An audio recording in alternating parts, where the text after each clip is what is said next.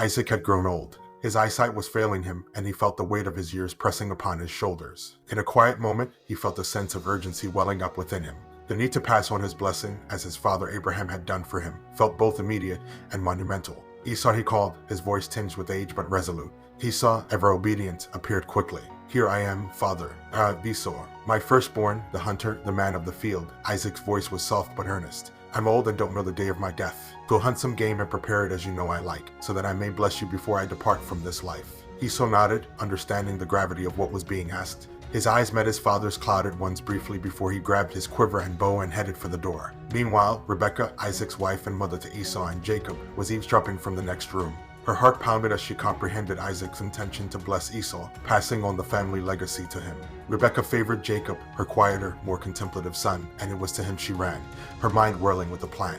Jacob, she spoke urgently, your father is about to bless Esau. But listen to me, I have a plan. Jacob was skeptical. Mother, if father finds out, his curse will be upon me. Rebekah's eyes were ablaze with fierce love and determination. Let any curse fall upon me. Just do as I say. As Esau roamed the wilderness, Jacob and Rebekah were busy in the kitchen. Using goat meat, Rebekah prepared a dish that mimicked the taste and texture of the wild game Esau would have hunted.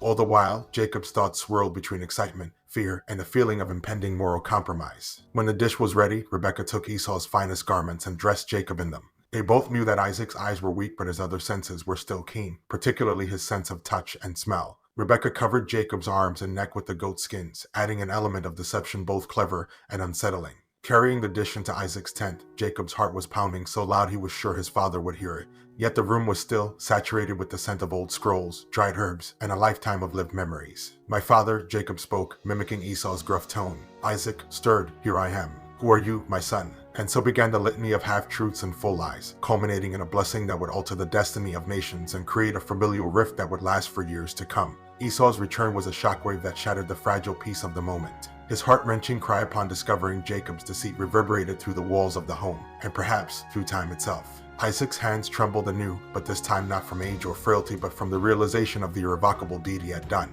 The finality of a father's blessing was a sacred thing. It could not be undone.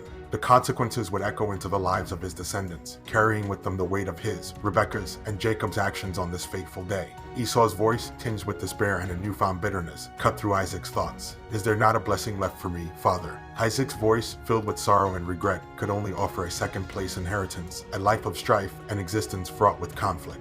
From that day on, the lives of Isaac, Rebekah, Esau, and Jacob were irrevocably changed. Actions, once set into motion, carried them down paths of destiny and consequence that would shape the history of their descendants in ways unimaginable. And thus, with blessings and betrayals, with love and deception intertwined, the legacy of Isaac's family was sealed.